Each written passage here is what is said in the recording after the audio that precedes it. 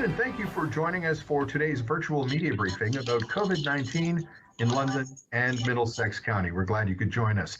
We're also happy to be joined this afternoon by the Mayor of London, Ed Holder, the Warden of Middlesex County, Cathy Burghardt-Jesson, the Medical Officer of Health at the Middlesex-London Health Unit, Dr. Chris Mackie, and the Medical Director at London Health Sciences Centre, Dr. Adem Dukelow. And I welcome also to the media joining us this afternoon. We do remind you that if you'd like to submit questions, to just hover over the middle of the screen and the taskbar will come up, and you can submit your questions by clicking on the text bubble that has the question mark in it. If you could please indicate your name, your media outlet, and who your question is directed to when you submit your questions. And greetings this afternoon to those who are tuning in on Rogers Television, as well as the Rogers Facebook page and YouTube channel, listeners on Global News Radio AM 980 CFPL, and those who are joining us this afternoon on the CTV London website. Let's begin with our opening remarks for this afternoon, and we'll start with Mayor Ed Holder. Mayor Holder. Well, thank you, Dan, and good afternoon, everyone. Well, I'm happy to report it was a very quiet weekend from a bylaw enforcement perspective. Officers attended numerous retail and business premises, and all were compliant. In addition, a number of storm ponds were proactively inspected, and all of those were clear. It's been a while since we've had some cause for optimism, and extremely guarded as it might be, there's certainly some reason for hope based on COVID case counts in recent days in London Middlesex. We haven't had back-to-back days with case counts this low since Christmas, and our current 5-day average has dropped by 36% from our previous most recent 5-day average. So we're allowed to be modestly optimistic. Having said it, we're still averaging about 75 cases a day, which remains uncomfortably high. That's over the last several days. And while we're still by no means back to where we want to be, progress still deserves to be recognized. And that's what we've been seeing over the last number of days. At the same time, we're also seeing the tragic consequences of what happens when the virus is given opportunity to spread. 11 deaths in London Middlesex over the last 2 days. We know even with our lower case counts recently, more people will lose their lives in the coming days and weeks. And that's the tragedy. Those are the stakes, and that's what we're up against. All of us are working together to save lives while also working to preserve the capacity of our healthcare system. As I mentioned in my opening comments, we've had excellent compliance so far with the Premier's stay-at-home order. And even anecdotally, I've noticed fewer cars on the roads and have heard from friends and colleagues who have made adjustments in their own daily activities. Despite the confirmed arrival over the weekend of the UK variant strain, our best defense against any strain of the virus remains unchanged. Wear a mask, stay at home when you can, avoid large crowds, especially at home. Wash your hands, don't go out when you're feeling sick. So, keep up the good work, London, it matters. And as you can see, it's starting to make a difference. Over to you, Warden Cathy. Great. Thank you very much for that, Mayor Holder, and good afternoon. And as always, it's wonderful to be with all of you today. So welcome to the first full week of stay-at-home orders. And I, like the Mayor, am cautiously optimistic over the numbers that we have seen in the last week.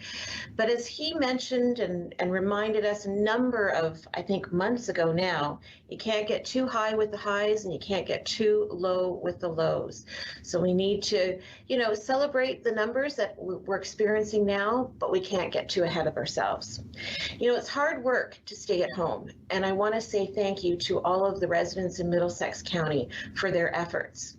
Typically, I live a very busy life, and prior to our first lockdown, and then again into the fall, I would have said I would welcome a forced reason to stay at home. However, the choice of staying at home feels very different than when you are being forced to stay at home. To be mindful of every reason why you are going out, and of course, where you are going. I watched a WHO news conference last week, and I was struck by one powerful presentation, and I have taken it on almost as a mantra.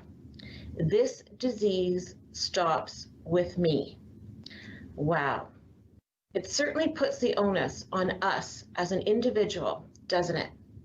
I would ask you to adopt that as your mantra, to commit to that, to focus on the I, the me, on the role as an individual that we must play.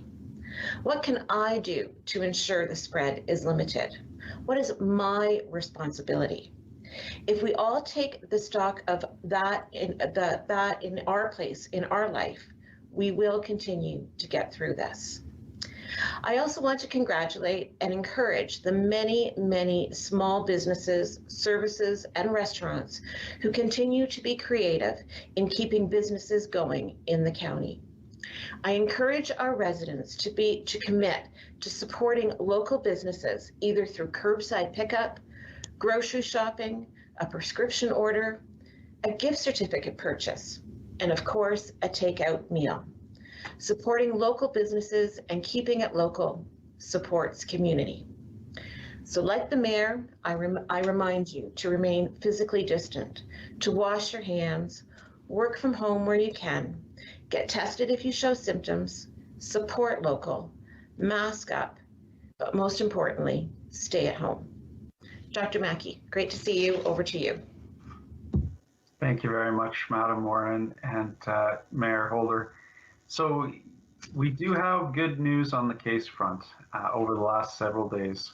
We've seen declines across the province, locally as well, in terms of our daily rate of the past week or so. And actually, those declines are matched at the federal level across Canada. Most provinces are seeing significant declines over the last couple of weeks. We're still at very high levels, higher than we were anywhere before December of 2020. But the trend is in the right direction, and that makes a big difference. I'm going to just briefly bring up a slide, which is a picture of the incidence rates in Ontario and Middlesex-London. And the incidence rates that you see here are per 100,000. So this is cases per 100,000. And you can see that throughout the pandemic, the Middlesex-London region has been below the provincial rates. And the peak occurred in both of those rates roughly at the beginning of January.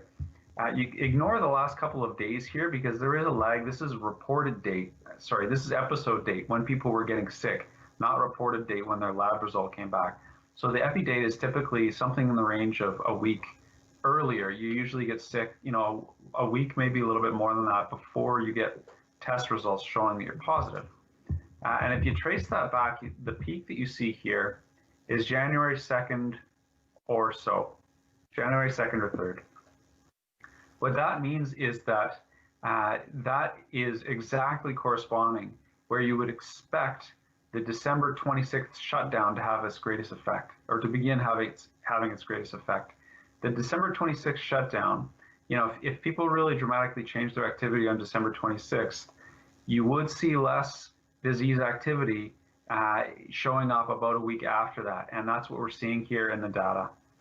So as of the shutdown, we have seen dramatic declines in the rates in both London and across Middlesex-London and across Ontario. That's all very good news. The other good news is around the vaccine campaign. We have been able to really accelerate the work to get vaccines out into long-term care facilities that are, as we know, the hardest hit in our area from a mortality perspective. And so the information that I'll share in a moment is the long-term care facilities that our teams will visit and vaccinate this week.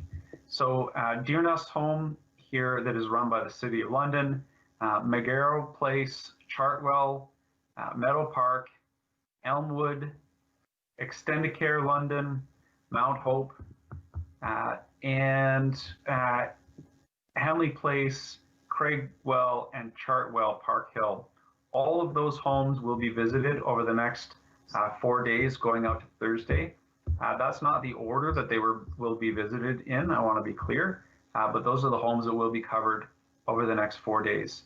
That will mean the vast majority of our long-term care homes have received vaccination on site for all of their residents over by Thursday, end of day. And actually by the 23rd, we expect to complete our vaccination campaign of long-term care homes, specifically focusing on residents. So all of the residents in long-term care homes in Middlesex and London will be vaccinated by the end of the day on January 23rd. We're very excited about that. We've had tremendous cooperation from the homes. We've had tremendous feedback from the homes as well, appreciating the work of the health unit staff and the Middlesex-London paramedic service, who has been out to many of those homes with us to help vaccinate. And all of that bodes well in terms of bringing the mortality rate down in our community. Once long-term care homes residents are all vaccinated, we will be turning to the residents of high-risk retirement homes. And there are about half a dozen more homes in that category to vaccinate. 3 of those homes will be done this week because they're co-located with long-term care facilities. So, while we're there, we'll get those high-risk retirement homes done as well. So things are moving very quickly in terms of vaccinating long-term care homes, which really will make a difference long-term. I'll briefly mention, in case people hadn't seen the media release, we have declared an outbreak at Elgin Middlesex Detention Center. There are 4 cases at that center, all among staff, none among the inmates. And there is evidence that there is transmission on site at the center. So we've declared an outbreak there. Happy to take questions there, but of course, for privacy reasons, we won't be speaking in too much detail about that outbreak. Dan, I'll pause there, and I know Dr. Dukelow has a few things he'd like to add. Thank you very much, Dr. Mackie, Mayor Holder, and Warden Burghardt-Jesson. I again appreciate the opportunity to be here for the briefing today and provide an update from our hospital. As we have been for many months, our teams continue to be focused on managing outbreaks, preventing further spread of the virus, being ready to respond to our regional and provincial partners' needs, and completing as much scheduled activity as we can within the constraints we are facing. Before I get into further details about our current COVID response, I want to indicate that I and our entire senior leadership team are already well underway in our transition to our new CEO's leadership. I can speak on behalf of the entire team in saying that I look forward to working under Jackie Schleifer-Taylor's leadership and providing her with any support that is required. Despite the unfortunate circumstances of the past week, everyone at LHSC is entirely focused on responding to the pandemic and the care needs of our community. There are currently 2 units on outbreak at Victoria Hospital, and less than 5 associated patient cases, and less than 5 staff cases, and no deaths associated with those outbreaks. On Friday, we announced an outbreak in the University Hospital Emergency Department. There are 7 staff-associated cases with this outbreak, 0 patients, and 0 deaths. The UH Emergency Department remains open and is safe for patients who need emergency care, as the risk of infection remains low. It is important that people do not delay seeking emergency care at University Hospital when it is needed. UH remains a safe place to receive care during these difficult times. We currently have a total of 29 inpatients that are COVID-19 positive, with 10 of those in critical care or ICU. Our focus remains on managing the pandemic despite everything else that's going on. Earlier in this briefing, I mentioned that and in previous briefings, I mentioned our commitment to getting as much scheduled care done as possible. As of Wednesday, January 20th, we are increasing our operating room numbers by 2 at University Hospital and 3 at Victoria Hospital. This will bring University Hospital to 11 of 14 rooms, or approximately 75% operating room capacity. Victoria Hospital will move to just under 90% capacity. The focus of this incremental increase will be on patients that do not require an overnight stay. We will be evaluating our operating room capacity daily, and we're prepared to decrease that activity if required due to a COVID surge. Similarly, where we have capacity, we will continue to increase activity. I do want to extend my sincere gratitude to our peri-op team and our community for their extraordinary efforts and flexibility that is enabling as much scheduled activity as possible to occur. Thank you.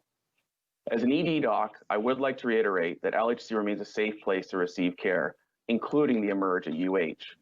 If you or your loved one is experiencing an emergency or serious medical injury, call 911 immediately or go to your nearest emergency department. Thank you. Thank you, Dr. Dukelow. Thank you, Dr. Mackie, Madam Warden, and Mayor Holder. We do have a lot of questions in the queue already, so let's get to those right away. And we'll start with a question from Merrick Sutherland at CTV News. And we're going to address this one to Dr. Mackie. Dr. Mackie, have frontline workers treating COVID-19 patients all received a vaccine? If not, what is the timeline for those workers to be vaccinated? Do we have that information? So the vaccine has been prioritized in sequence to people who are living in retirement homes and long-term care facilities, high-risk retirement homes and long-term care facilities. That's a ministry direction. It actually came to all public health units and to all of the hospitals that are hosting vaccination clinics and freezers over the weekend through General Rick Hillier, as well as the Ministry of Health. And that prioritization aligns well with our observation locally that over 60% of the deaths in this pandemic have been in people in long-term care, and many of the remaining deaths in those in retirement homes. This means that people who are working in the hospital and not working in long-term care retirement homes are not all eligible under the ministry guidelines, which I want to be clear, the Middlesex-London Health Unit supports at this point. We have been told that there will be additional vaccine available over the next 2 months or so. The goal is to try and wrap up the first phase of vaccinations by sometime in March or the beginning of April, which would mean that that would be, that would include all those healthcare workers and frontline workers within healthcare. So once the homes are done, there will be prioritization within healthcare, and that prioritization framework that the provincial government has sent, what we have are principles. We don't have, a specific order that the Ministry of Health has had directed, but the principles are that, first of all, the patient populations are at risk. Second of all, the care provider is at risk. Third, issues around the care provider scarcity, essentially. Is this the type of care provider that, where we don't have a lot of excess capacity, and those sorts of issues. And then, within that framework, healthcare providers who are caring for those who have COVID will obviously come up to a certain degree within the framework. All of that to say that, I can give you a very broad timeline. It'll be sometime in the next kind of 2.5 months that those people would all be vaccinated, but we don't have specific information because of the uncertainty of availability of the vaccine. Thank you very much, Dr. Mackie. Another question from Eric Sutherland, and this one is for you again.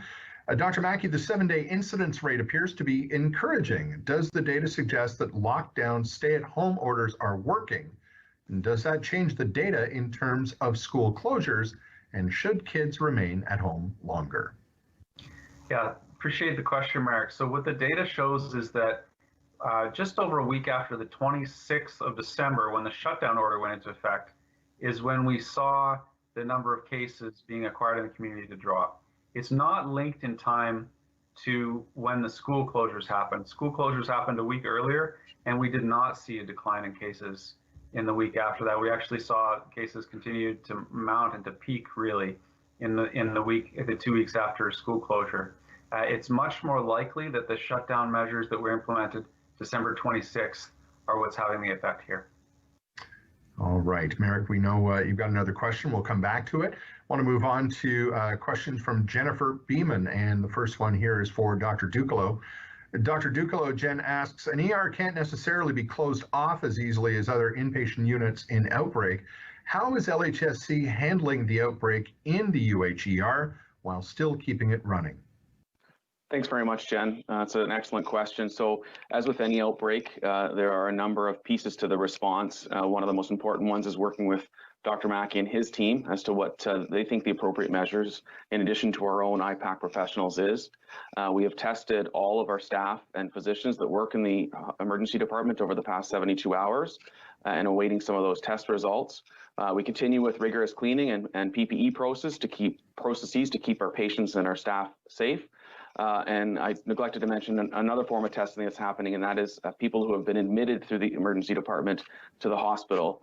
So spent more than a couple hours there in the past in the period that we're most concerned about over the past 5 to 7 days. So testing, contact tracing, and containment, rigorous cleaning and PPE will enable us to keep the emergency department open and safe. As I've mentioned earlier, it is.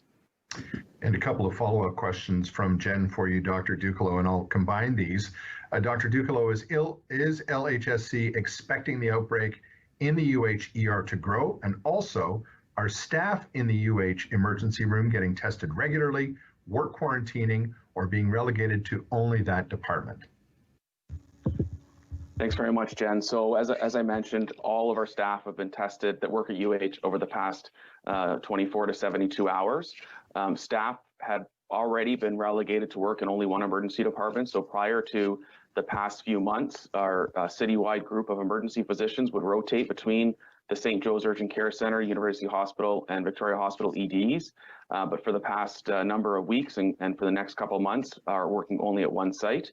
So for example, I'm only working in the Victoria Hospital Emergency Department at this point in time, and we'll continue to do that both pre and post outbreak. Do we expect the outbreak to grow? It's possible. We're waiting the test results to come in. We had initially announced 6 positive staff cases. Over the weekend, there was one of the surveillance tests that came back positive. So as of today, we are at 7 as posted on our webpage, but we should know in the next 24 to 48 hours if there will be additional staff and or patient cases. Thank you, Dr. Dukelow. And I'm just going to, I know there was a similar question from Ilan Peterson at the Western Gazette, and I think as Dr. Dukelow has just mentioned, the number of cases there, he's just shared those. So hopefully that answers your question as well, Ilan. Let's move on to a question from Jane Sims at the London Free Press. Dr. Mackie, this one is for you. We have a 6-day downward trend, but how much is that of that is attributable to the lockdown versus no in-class learning? So similar to the question before. Is this an indication that schools are a source of transmission? And how big of a risk is it to reopen schools in the coming weeks, given that the UK variant is now in the community? Thanks for the questions, Jane. So again, the decline in the cases makes more sense from a timing link with the shutdown announced for December 26th. So the shutdown went into force the 26th. The new cases acquisition, so people developing symptoms of new illness, peaked around January 2nd and went down after that. So that is much more closely linked in terms of timing to the closure on the 26th. You wouldn't see that long of a delay if school closures were really making a difference in our community. That delay, that effect of closing schools would have been felt much sooner than we're actually seeing. So it's likely that the shutdown measures of December 26th are making a bigger difference here. There's obviously the factor of families gathering leading up to Christmas and that week or so before Christmas. That is clearly a factor here that I don't think it helps point in one direction or another whether school closures, business closures make a difference, but clearly it's playing out in the numbers to a certain degree here. Lots of data on the school issue really rolling in from around the world. You've seen in South Africa, for example, you had schools open at the peak because their school year, they're in the Southern Hemisphere, so their schools opened at the peak of their first pandemic wave, and that wave dropped off anyway. So school opening at the peak of the pandemic wave, and then the cases dropped right off. And the reverse happened in the fall when schools closed in South Africa. They saw their incidence of COVID-19 starting to climb significantly again. So again, schools closed there, cases climbed. There are data points from around the world that show that schools being opened is not a driver of illness. A new study out of the US published by the CDC last week as well. So schools are not a driver of illness in the perspective of the health unit. Thanks for the question. Question related around the UK variant. This is another one that, it's not entirely clear what impact it will have. The UK variant in the data from the UK seems to spread roughly 50% more easily than the other variants of COVID-19. It doesn't cause death more frequently, but seems to spread more easily. That data has not been replicated anywhere else. So Ireland, Denmark, even Canada have all had cases of UK variant, you haven't seen the same sort of dramatic increase in cases after the introduction of the UK variant that you have in the UK. So it's, the numbers in UK cannot be fully attributed to the UK variant. And at this point, it's not clear whether that variant really does spread dramatically more quickly. It's one of those time will tell sort of questions at this point. Thank you, Dr. Mackie. And I'm just looking at the time. It's 2:25, and we do have a significant number of questions left in the queue. Are we good to go over time today? I'm looking to the four of you. Yes. All right. And let's carry on. Follow-up question from Jane Sims, Dr. Mackie. How many long-term care homes have been vaccinated in Middlesex-London, Southwestern, and Huron-Perth health units? With the provincial Pfizer supply expected to slow down in the next week, do we have Moderna vaccine? So we don't, I can't give you numbers for Huron-Perth Southwestern. You have to ask those health units. I believe locally we're, as at the end of the day today, the total will be about 10 of the long-term care facilities. And again, we hope them all done here by the end of the day on the 23rd. All right, so let's move to the next question. Leni Lambrink joins us from CBC London. Dr. Mackie, about the EMDC outbreak, what units did the positive staff members work in? Can the outbreak be localized to a particular area of the jail? Yeah, just because of the sensitive nature of the facility and the fact that there's really no risk to the public here, we won't be talking about further details around where in the jail has been affected. And a couple of quick follow-ups there, Dr. Mackie. How are inmates being protected from the virus? Does an outbreak mean EMDC is being locked down? Yeah, so the outbreak doesn't mean the facility, so lockdown in EMDC means obviously something different than for the rest of us. The facility is not in lockdown. We haven't had cases in any of the inmates there. Obviously, inmates who have had close contact with the staff affected will be tested, but we haven't got any cases at this point in the inmates, fortunately. And another quick follow-up question, Dr. Mackie, have there been any more cases of COVID-19 variants in Middlesex-London? Yeah, so we just have the one case at this point.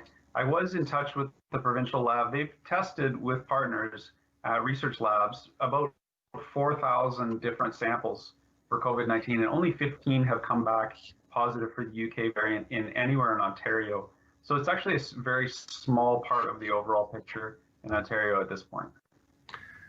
On to the next question. Another question from Jane Sims at the Free Press for you, Dr. Mackie. If all the long-term care and most high-risk retirement homes will be vaccinated by January 23rd, is there any push to start vaccinating seniors who still live in their own homes? So age is the most consistent factor in terms of a risk factor for mortality. We certainly will be prioritizing elderly if and when we can. That really is all dependent on vaccine supply. So I mentioned that the long-term care home residents, then the high-risk retirement home residents. After that, we'll have about two or 3 weeks to get through all of that population, and then we'll be looking to the ministry whether they have further guidance on who will be vaccinated next. At this point, seniors living in their homes are included in the ministry's phase 2, which isn't really scheduled to begin until April. Sawyer Bogdan from Global News Radio AM 980 CFPL has our next question, Dr. Mackie. Some people have said their initial appointments for the second dose of the COVID vaccine have been canceled. Is there a concern that if you wait too long, the first dose will be wasted? What is the plan to ensure all those with the first dose get the second dose of vaccine within the safe time frame? Yeah, we're watching all those things very closely. We do know what the ministry allocation of vaccine to this region is. Even with the slowdown that was announced last week because of Pfizer, retooling its facility in Europe, you're not going to see a major decline in the number of doses that we receive here in Middlesex and London.